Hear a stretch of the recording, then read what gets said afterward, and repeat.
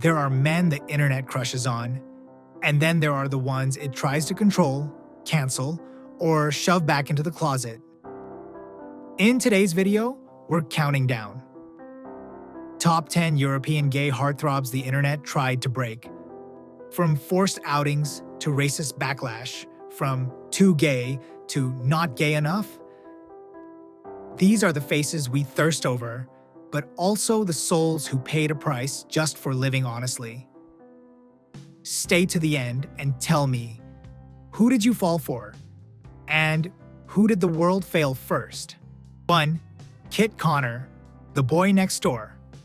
They tried to own. There are crushes, and then there's Kit Connor. Soft eyes, broad shoulders, the kind of smile that makes you feel 15 again, even if you're long past it. For a lot of queer kids, Nick Nelson in Heartstopper wasn't just a character. He was the boyfriend they wished they'd had. The kind, confused, gentle jock who says, "I like you," and actually means it. But outside the pastel world of the show, things got dark. Because the internet doesn't just love you, it wants to own you. Kit never stood on a stage and shouted, "Hey, I'm your bisexual icon." He was a teenager doing his job, acting, smiling, taking pictures with co-stars. And then came the accusations. He's queerbaiting. He's using us. If he was really bi, he'd say it. Imagine being 18 and seeing strangers demand proof of your sexuality like a receipt. Imagine playing a character who is given time, patience, and safety to figure himself out. While in real life, you're chased into a corner until you finally tweet, "I'm bi, congrats for forcing an 18-year-old to come out." That's not representation. That's a robbery. And yet, somehow Kit is still here, bigger, stronger, literally and metaphorically. He's hitting the gym, taking on more roles, walking red carpets with that same shy, careful grin. The look of someone who knows the world can be cruel and still chooses to show up. So here's the question for you. Do fans have any right to demand labels from the people they love? Does playing queer mean you owe the world a press release about your private life? Drop one in the comments if you think Kit was treated unfairly and fandom went too far. 2. Ncuti Gatwa, the explosive smile that broke every mold. Some people walk into a scene. Ncuti Gatwa erupts into it.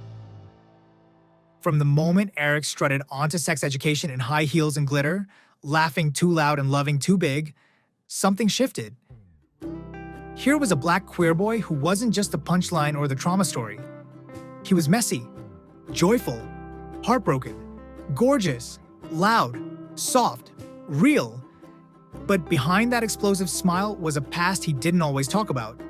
Growing up between cultures, racism, homophobia, the quiet, suffocating fear that there was no place in TV and film in the world for someone exactly like him. Black and queer and flamboyant and serious. How many times had we seen that combination before Ncuti made it impossible to look away? And then came the role that turned that guy from sex education into a global symbol, the 15th Doctor, the first black doctor, the first openly queer actor to pilot the TARDIS. A Time Lord in pearls, painted nails, and tailored suits that hug every line of his body. Masculine? Feminine? Futuristic? The answer is yes. All of the above. For some people, it was liberation. For others, it was too much, too gay, not my doctor. Funny how fragile some childhood memories are if one black queer man in a bright suit can break them. So let's talk. Is Ncuti ruining tradition? Or finally dragging a beloved character into the present? Why is a straight white man in an alien box normal, but a queer black man in the same box suddenly political? Drop 2 if seeing Ncuti as the Doctor makes you feel like sci-fi finally belongs to all of us. 3. Luke Evans, the action hero they tried to de-gay. Luke Evans looks like he was sculpted for movie posters. Square jaw, gym-built chest, the kind of smirk that makes studio executives see dollar signs. Dracula, a Fast and Furious villain. Gaston himself, flexing and swaggering in a Disney remake. On screen, he's the man women are supposed to want, and men are supposed to want to be. But rewind. Before Hollywood, before the blockbusters, there was a young theater actor in London who did something unheard of in the early 2000s. He just said he was gay. In a 2002 interview, Luke casually mentioned that everyone knew him as a gay man, and that he didn't want a skeleton in the closet waiting to be rattled. No drama, no manifesto, just truth. Then came the machine. Suddenly, the same industry that cast him for his talent also started quietly editing his reality. Profiles got vaguer. Old quotes disappeared and reappeared. Gossip columns linked him to women. Not because he changed, but because the image around him did. The message was clear. We want your body, your voice, your charisma. Just not all of you, not out loud. Imagine knowing that your sexuality was public record, but still watching PR teams tiptoe around the word gay like it might blow up a franchise. Imagine fans arguing online, he's always been out. No, he's closeted. He's queer baiting. Meanwhile, Luke just kept working, taking roles that macho Hollywood was never supposed to offer a gay man, then admitting years later that he's shocked he's still working after coming out so early. Here's the uncomfortable question. Did Hollywood try to put Luke back in the closet for our sake, or for theirs? And when we drool over him as Gaston or a Hobbs and Shaw baddie, are we supporting progress? Or an industry still scared of saying the word gay next to action hero? Drop 3. If you think Luke Evans proves you don't need to be straight on paper to be a believable leading man. 4. Tom Daley, the golden boy who refused to sink. On paper, Tom Daley is every straight girl's Olympic dream. Perfect abs, perfect smile, tiny swimsuit, medals glowing under the pool lights. The camera loves him. The tabloids loved him. Britain called him their golden boy long before the rest of him was allowed to exist. But that's the thing about standing on a diving platform. Everyone sees the splash. Almost no one sees the fear before you jump. Behind the highlight reels were years of whispered rumors, cruel headlines, and the unspoken rule. If you want to stay the nation's crush, keep the gay stuff underwater. Then he did something radical for its time. He picked up a camera, sat in front of YouTube, and told the truth in his own words. No tabloid, no scandal, just, "This boy makes me feel happy." That was the first crack in the perfect poster. Then came the rest. Openly queer, married to Dustin Lance Black, a baby, another baby. Tom on the Olympic stands, knitting, in a pastel sweater, while waiting to compete. Somehow still hot, still strong, still landing impossible dives, and now also the face of a soft, domestic queer masculinity the old world never prepared for. Some people rolled their eyes. I miss when athletes just did sports. Others saw a miracle. A family that would have been impossible on TV 20 years ago, now broadcast in HD. So you tell me, did coming out make Tom less of a heartthrob? Or did he just become someone you could finally love without lies? Is it too much when he kisses his husband on camera? Or is it finally just normal? Drop 4. If you think Tom being an openly gay husband and dad only makes him hotter. 5. Andrew Scott, the hot priest who broke the rules of desire. When Andrew Scott first hit global screens, it was as Moriarty in Sherlock, manic, dangerous, the kind of villain you know you should fear but can't stop watching. Then came Fleabag. No name, just the priest. A collar, a soft voice, eyes that looked like they'd read every secret you never said out loud. Suddenly, a gay Irish actor became the internet's straight girl crush of the decade. But here's the twist. Andrew wasn't hiding. In a 2013 interview, he simply mentioned he's homosexual and moved on. No press tour, no big "I am gay" headline. Later, he even said the phrase "openly gay" annoys him. Why is honesty treated like defiance? Why is straight the default, and everything else a warning label? Fleabag turned all of that into a cultural earthquake. Here was a priest bound by vows, played by a gay man, becoming the fantasy of millions of straight women and queer people at the same time. Threads of "hot priest ruined my life" and "I have a crush on a gay actor playing a straight priest" filled the internet.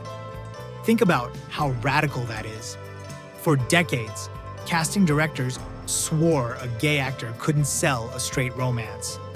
Then one softly spoken Irishman in a cassock proved them all wrong. Yet even now, interviews still poke at his private life, as if they're owed some confession. He's had to push back on red carpets when questions cross the line, reminding people that being gay doesn't mean he's public property. So here's the tension for you. If you thirst over the hot priest, but get uncomfortable when Andrew talks about being gay, what exactly are you in love with? Him, or the fantasy that erases him? And should we still call someone openly gay when all they're doing is existing the way straight actors always have? Drop 5 if you think Andrew Scott blew up the lie that gay actors can't be believable straight heartthrobs. 6. Ben Whishaw, the quiet crush who hated the spotlight on his heart. Ben Whishaw isn't the loudest man in the room. He's the one in the corner with the messy hair and the paperback novel, the one you notice slowly and then can't stop noticing. Q and James Bond, whisper-soft poets, fragile men with secret storms. He made geeky, awkward, skinny boy into a full-blown fantasy. But while his characters built cult followings, Ben himself stayed almost painfully private. For years, journalists circled the same question. Is he? He didn't lie. He didn't beard. He just refused to turn his heart into content. Then, in 2013, a spokesman finally confirmed what some already guessed. Ben had entered a civil partnership with Australian composer Mark Bradshaw the year before. He has never hidden his sexuality, the statement said, but he prefers not to discuss his family or life outside work. Sounds simple, right? It wasn't. Ben later admitted that keeping quiet made things worse. The more he tried to draw a curtain over his private life, the more people assumed there was something scandalous behind it. Reporters dug. Speculation grew. The same industry that once forced actors into closets now demands emotional nudity as proof of authenticity. So here's the paradox. We say we want subtle, gentle men on screen. We swoon over his shy smile, his soft voice, the way he can make one line of dialogue feel like a confession. But when that same man asks for privacy off-screen, some fans feel betrayed. As if being an introvert is a crime. As if queerness is only valid when it's loud, branded, hashtagged. Ben's story asks a harder question than a big coming-out speech. Can a queer man be a sex symbol and keep most of himself off limits? Do we respect boundaries? Or do we just think we do until it's someone we're obsessed with? Drop 6. If you think Ben Whishaw proves you don't have to turn your love life into a reality show to be a queer icon. 7. Pablo Alborán, the perfect man who turned around and said, "I'm gay." For a whole decade, Pablo Alborán was the straight girl fantasy of Spain. The soft stubble, the deep brown eyes, the love songs that sounded like he'd read your diary. He was the voice of Valentine's Day playlists, the soundtrack of breakups, weddings, slow dances in tiny apartments. Entire radio stations survived on replaying his heartache. And then one random June morning, in the middle of a pandemic, he opened Instagram. No dramatic teaser, no magazine cover. Just Pablo, alone in his apartment, saying calmly, "I'm here to tell you that I am homosexual." That's it. No apology, no tragic backstory package. Just a man who has spent years singing about love finally daring to name the kind he actually wanted. Some fans cried from joy, some from shock. Others whispered, "He lied to us." All those love songs, were they fake? As if his music stopped being real the moment they realized the "you" in his lyrics could be a man. But look closer. The pain was always there. The loneliness in his eyes during interviews, the way he sang like he was holding something fragile and forbidden. Maybe the lie wasn't that he was straight. Maybe the lie was that we ever thought great love songs belonged only to hetero fairy tales. Record sales didn't crash. His voice didn't change. The world didn't end. What did change was this. Every queer kid in a Catholic family, every closeted romantic who thought they'd have to trade love for safety, suddenly had a new image in their head. Not just a tortured gay teenager, but a grown, successful man at the top of his career saying, "I chose truth." 8. Omar Ayuso, the beautiful mess Gen Z wasn't supposed to see. Omar Ayuso is not polished. That's why the internet can't stop staring at him. When Elite dropped on Netflix, he wasn't the typical Spanish telenovela prince. Unibrow. Dark eyes that look more like trouble than Disney romance. Cigarettes, club lights, messy kisses in bathrooms. His character, Omar Shana, was a Muslim teen dealing drugs while secretly falling in love with another boy.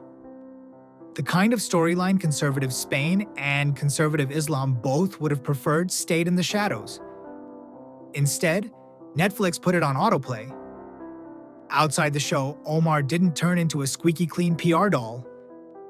His Instagram is full of shirtless shots, body hair, half-buttoned shirts, photos that feel like you walked into the middle of an after-party you weren't invited to.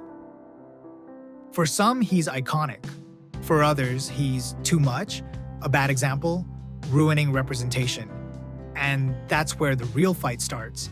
Because not every queer person is sunshine and rainbow flags folded neatly. Some are chaotic, horny, angry, loud. Some drink too much, make mistakes, delete posts after midnight breakdowns. When Omar posts a provocative picture with another guy, is he helping the community or just existing the way straight stars always have without being forced to carry a flag? He's not your sanitized poster boy. He's the crush you know is wrong for you and still check their stories at 3 a.m. But underneath the smoke and eyeliner is something bigger. Visibility for brown, Arab background, queer youth who almost never see themselves as objects of desire, only as problems to solve. When Omar walks a runway in lace or posts a shot kissing a boy, he's telling them, you are allowed to be desired, not just tolerated, desired. Drop 8. If you think Omar's chaos is part of why he matters so much, and smash subscribe so you don't miss the messy, complicated queer icons we're bringing next. 9. Gareth Thomas, the broken warrior who refused to disappear. Gareth Thomas's body tells a story before he says a word. Scarred face, thick neck, hands that look like they've fought wars, and they have. In Wales, rugby isn't a game, it's a religion, and for years, Gareth was their god. Captain, record caps, the guy who ran straight into other giants and didn't flinch. But he was terrified to shower with his own teammates. Imagine being the toughest man in every room and still being afraid that one word, gay, would make all your courage disappear. He married a woman. He tried to be the perfect straight hero. He thought if he just tackled harder, ran faster, bled more, maybe the truth would shut up. it didn't. In 2009, while still playing professionally, he came out. One of the first top-level rugby players in the world to do it. Some people called him brave. Others called him a distraction. There were whispers in locker rooms, jokes in pubs. The unspoken question, would you still trust him in a scrum? And then, as if that wasn't enough, he later revealed he is living with HIV. In a world that still treats HIV as a moral punishment, the image of this brutal, legendary athlete saying, "Yes, me," that shook people. But here's what never changed. The caps on his record, the tackles he made, the games he won. His body didn't get weaker because he said the word gay. His legacy didn't crumble because of 3 letters, HIV. Maybe the people who felt smaller were the ones who realized the story they'd been told. Gay sound weak, HIV, Karl's shame, was the real lie. 10. Ncuti Gatwa, the footballer who looked at the closet and said, "No thanks." Football was supposed to be the last closet. Stadiums filled with chants, beer, homophobic slurs disguised as banter. Managers who say, "We support everyone," then quietly warn players not to create distractions. For decades, rumors circled certain players, but almost no one at the top level dared to speak. Then, a video appeared on Ncuti Gatwa's social media in February 2023. No dramatic soundtrack, no sponsor logo. Just Jakub, a Czech international who'd played in Spain and Italy, looking straight into the camera. "I am homosexual, and I do not want to hide anymore." That's it. No shaking voice, no sad music, just a man refusing to negotiate his humanity anymore. Immediately, headlines exploded. FIFA, UEFA, clubs, teammates sent public support. But you know how this works. Official statements are one thing, terraces full of drunk fans are another. You can write respect on an armband. It doesn't erase decades of hate songs. Jakub knows that every time he steps onto a pitch now, some people in the stands see a target instead of a player. Some of you watching have probably heard the same slurs he has, just without TV cameras there to catch it. So why do it? Why not stay quiet, finish your career, come out later in a safe country house with a book deal? Maybe because he was tired of watching queer kids love football from a distance, thinking, "There's no place for me there." Maybe because he understood that one simple, calm sentence from a man in full kit could do what 1,000 anti-homophobia banners couldn't. Drop 10 if you think Jakub didn't politicize football. He just told the truth in a game that's been lying for too long. And if you're still here, emotional with us, hit subscribe so Silent Fame can keep standing by your side every time someone says you don't belong. If you made it this far, you didn't just watch 10 pretty faces, you sat with 10 real stories of pressure, courage, and survival. The internet tried to own them, erase them, de-gay them, and somehow they're still here, hotter and more honest than ever. If any of these journeys felt a little too close to your own, you're not alone. This channel is your crowd. Don't forget to drop your number in the comments, share your story, and hit subscribe so Silent Fame can keep reminding you they can try to break us, but they don't get to write our ending.